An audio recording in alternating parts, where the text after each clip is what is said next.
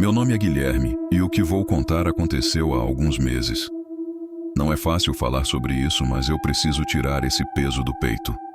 Talvez, se eu não tivesse acordado naquela madrugada, nem eu, nem a Andreia estaríamos vivos hoje. Sempre fui o tipo de homem rústico ligado à natureza. Para mim, férias perfeitas não envolvem hotéis 5 estrelas, mas sim barracas, rios, florestas.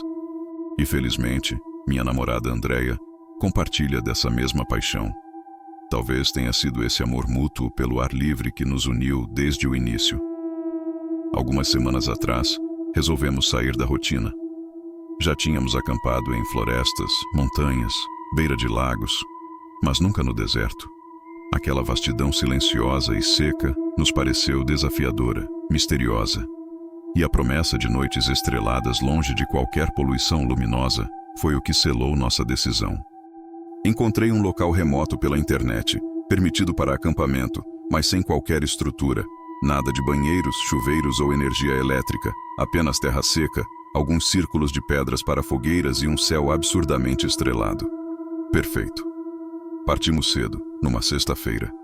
Foram 3 horas de viagem, sendo a última delas por uma estrada de terra que parecia interminável. Não vimos uma casa, um carro ou qualquer sinal de vida humana. Mas para nós, esse era exatamente o encanto. Chegamos ao acampamento no fim da tarde. Estava completamente deserto, exatamente como queríamos. Os 2 primeiros dias foram maravilhosos. Sol durante o dia, noites frescas, céu limpo. Sentávamos perto da fogueira, com uma bebida na mão. Dividíamos um cigarro e conversávamos sobre tudo e nada. Às vezes, só deitávamos e ficávamos observando as estrelas, em silêncio. Era libertador não ter horários, barulho de cidade, nem notificações de celular. Nas 2 primeiras noites, ouvimos algo estranho. Não por perto, mas bem ao longe. Um som arrastado, como um lamento, ou talvez um uivo.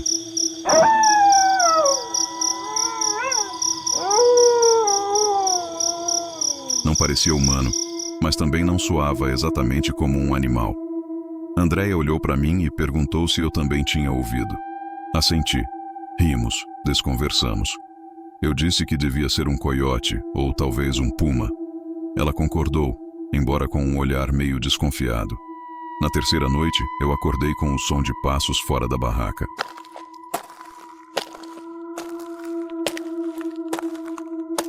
Eram leves, espaçados, como se alguém andasse devagar sobre a terra seca. Segurei a respiração e escutei. Não era um animal. O ritmo era calmo, calculado demais. Eu não conseguia me mover. Queria pegar a lanterna, acordar a Andreia, dizer algo, mas estava paralisado. O coração disparado, o corpo tenso como pedra. Os passos pararam a poucos metros da barraca. Depois disso, o silêncio. Total.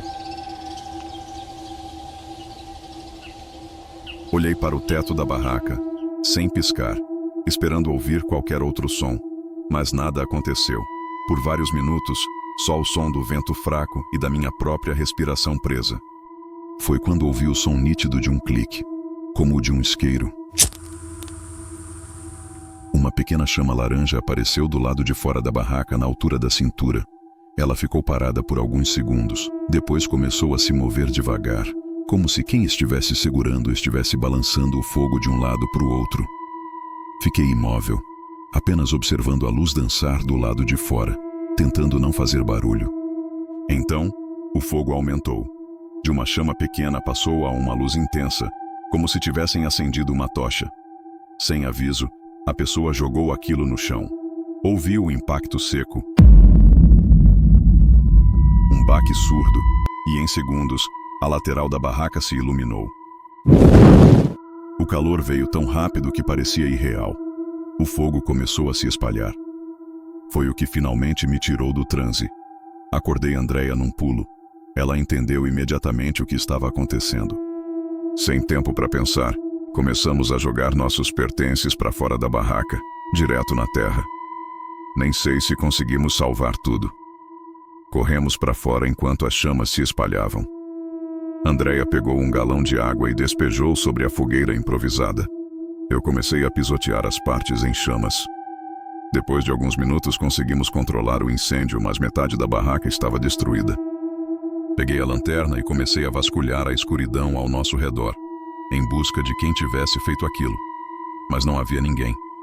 Ou pelo menos, ninguém que eu pudesse ver. Andréia começou a juntar nossas coisas, e eu fiz o mesmo. Decidimos sair dali o mais rápido possível. Começamos a andar, acreditando estar indo na direção da caminhonete. Mas não havia trilhas ou referências. A escuridão era absoluta. Estávamos praticamente adivinhando o caminho. Depois de cerca de 10 minutos andando, ouvimos de novo aquele som. O mesmo grito distante das noites anteriores. Só que dessa vez, ele não parou.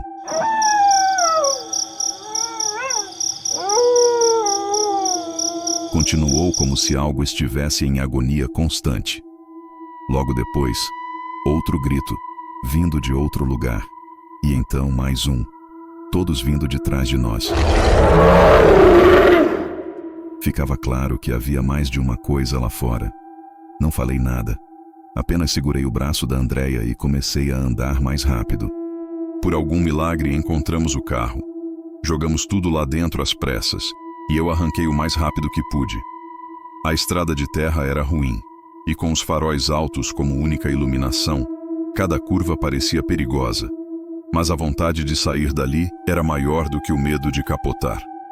Depois de uma eternidade, finalmente alcançamos a estrada principal. Só diminui a velocidade quando vi outros carros passando.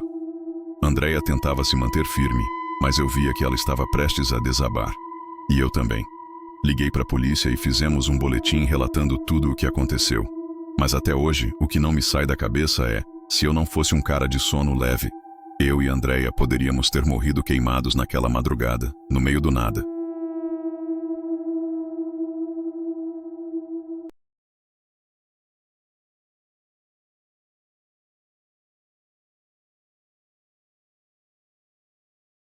Olá, meu nome é Mariana. Eu tenho 34 anos, sou separada há 3 anos e tenho 2 filhas, a Clara, de 8 anos, e a Isadora, de 5. Num final de semana e há cerca de 2 anos, resolvi fazer algo diferente com elas. A gente vive em São José do Rio Preto e confesso que a rotina estava nos engolindo. Pensei que um piquenique no campo, só nós 3, poderia ser bom. Ar puro, silêncio, distância do celular, essas coisas que parecem simples, mas que a gente quase nunca consegue fazer. Escolhi uma clareira bem afastada da cidade, que encontrei numa comunidade online de trilheiros. Disseram que era segura, pouco movimentada e com uma sombra gostosa no meio do cerrado. Durante todo o caminho eu estava bem, animada até. Mas assim que estacionei o carro e desci com as meninas, comecei a sentir uma dor de cabeça estranha. Não era normal. Eu quase nunca tenho dor de cabeça, e aquela era forte, insistente. Tentei ignorar, achei que fosse o calor ou o cheiro do mato, mas no fundo, algo ali parecia fora do lugar. Chegamos por volta das 10 da manhã. O sol já estava forte, mas ali debaixo das árvores era bem fresco. Estendi uma toalha no chão, coloquei os sanduíches, os sucos, e as meninas correram para brincar com os brinquedos que levamos. Estava tudo tão calmo, até demais. Não havia sinal de celular, nem barulho de carro, nem de pássaros. Só o vento cortando as árvores. Foi então que a Clara chamou. "Mamãe, tem uma menininha ali." Olhei para onde ela apontava e vi sim, uma menina. Devia ter uns 6 anos, com cabelos cacheados que iam um pouco abaixo dos ombros. Ela estava parada entre as árvores, olhando pra gente, sozinha. Achei estranho, claro. A clareira era afastada, e eu não tinha visto nenhum outro carro no caminho. Perguntei onde estavam os pais dela, mas ela só sorriu e respondeu: "Eles estão descansando." Clara e Isadora ficaram animadas. Eu, hesitante, deixei que ela brincasse. Pensei que talvez os pais estivessem acampando ali perto. Perguntei o nome dela e ela respondeu: "Meu nome é Milena." As 3 começaram a brincar. E eu, de tempos em tempos, olhava ao redor procurando algum sinal de outros adultos. Nada. só silêncio e mato. Àquela altura, minha dor de cabeça parecia estar piorando. Comecei a reparar coisas estranhas, como a forma como Milena corria sem fazer barulho, como os pés pareciam não tocar o chão, como ela nunca se sujava e o mais perturbador. Mesmo sob o sol forte, ela não fazia sombra. Mas eu estava me sentindo tão mal, com a cabeça latejando, que comecei a achar que tudo aquilo era paranoia da minha cabeça. Decidi que era hora de ir embora. Chamei as meninas, que protestaram, mas obedeceram. Na hora de se despedir, Milena deu tchau pra gente e sorriu. Mas foi um sorriso estranho, que me causou um arrepio. Entramos no carro e quando olhei pelo retrovisor, ela tinha sumido. Não havia mais ninguém lá. Achei estranho. Fui dirigindo e pensando nisso. Eu não conseguia entender como ela tinha sumido tão repentinamente. Pensei, será que ela correu tão rápido a ponto de sumir sem a gente nem ver? Estranhei e fiquei com aquilo na minha cabeça. Nos dias seguintes, as coisas ficaram ainda mais esquisitas. Clara começou a acordar com febre e pesadelos constantes. Isadora ficou agressiva, coisa que nunca tinha acontecido. Na escola, as duas começaram a apresentar comportamentos estranhos. Desenhos assustadores, crises de choro sem motivo. A diretora me chamou para conversar e sugeriu ajuda profissional. Mas dentro de mim eu sabia que aquilo não era só psicológico. Foi aí que procurei ajuda espiritual. Um centro espírita me orientou a retornar ao local, com proteção e oração. No sábado seguinte, deixei as crianças com a avó delas e voltei lá com uma amiga. E vi algo que não estava lá da primeira vez. Havia um pequeno memorial, com um ursinho de pelúcia velho sobre uma pedra. Na barriguinha do ursinho estava bordado o nome, Milena. E embaixo, gravado no memorial, estava escrito: de 2012 a 2018. Depois disso, seguimos com o tratamento espiritual. As meninas melhoraram aos poucos. Nunca mais voltamos lá. Mas me lembro daquele dia. E do sorriso estranho de Milena.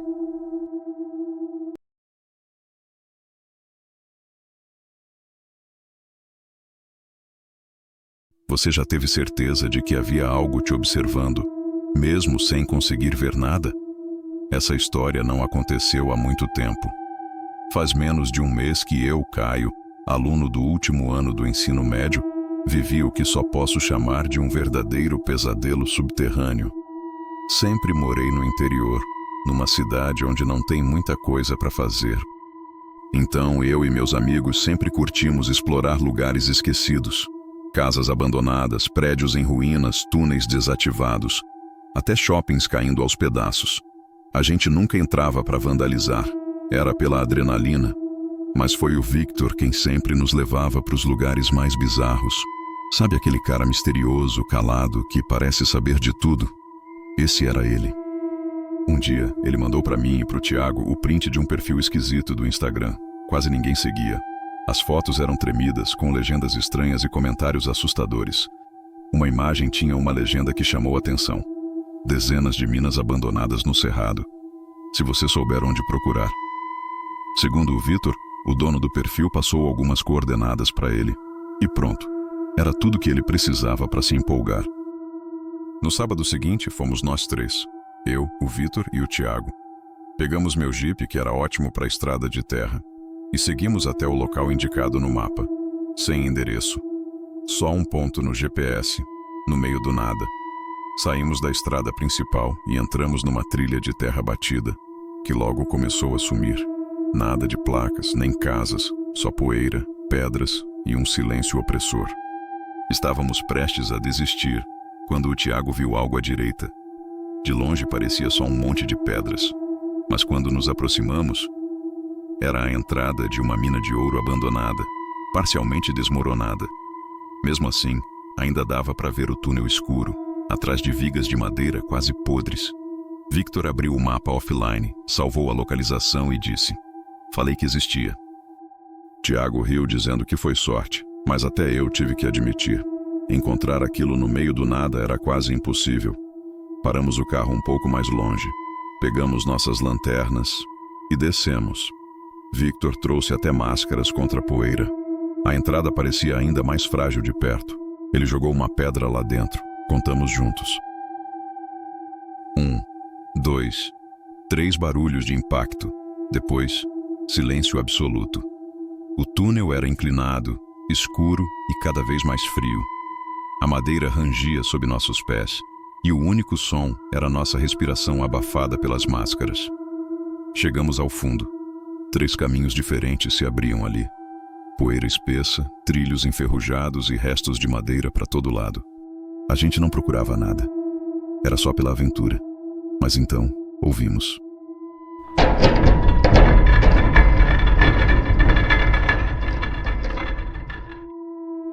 Um som fraco, distante, como se algo estivesse sendo arrastado. Achei que era minha imaginação, até o Vitor parar e sinalizar para desligarmos as lanternas. Ficamos no escuro, em completo silêncio. O som voltou.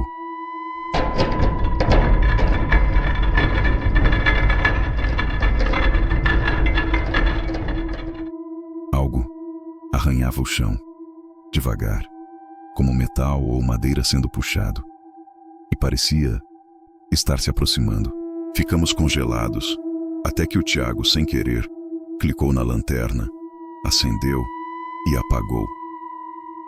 O barulho cessou, e então, um estrondo metálico, como se algo pesado tivesse sido jogado no chão.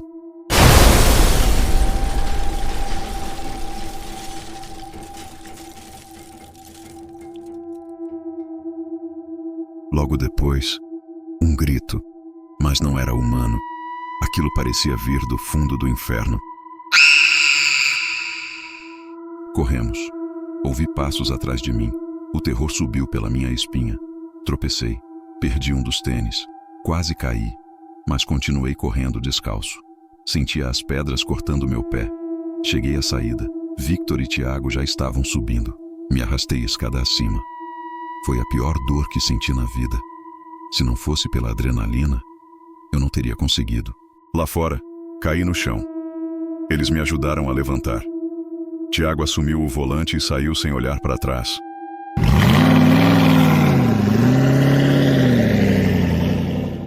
Fomos direto para o hospital.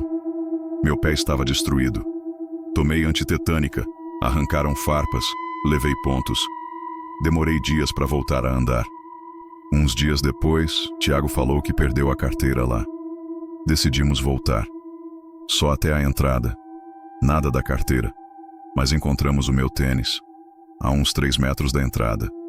E ele estava mordido, rasgado, com marcas profundas de dentes. Faltavam pedaços inteiros, como se alguma coisa tivesse mastigado ele. A gente foi embora na hora. Até hoje ninguém sabe o que era. Tem gente que diz que era só um morador de rua, mas, com aqueles dentes... O Victor até tentou mandar mensagem pro cara do perfil. Nunca teve resposta. E depois daquela noite, a única coisa que eu sei é: nunca mais exploro uma mina abandonada no cerrado. Nunca mais.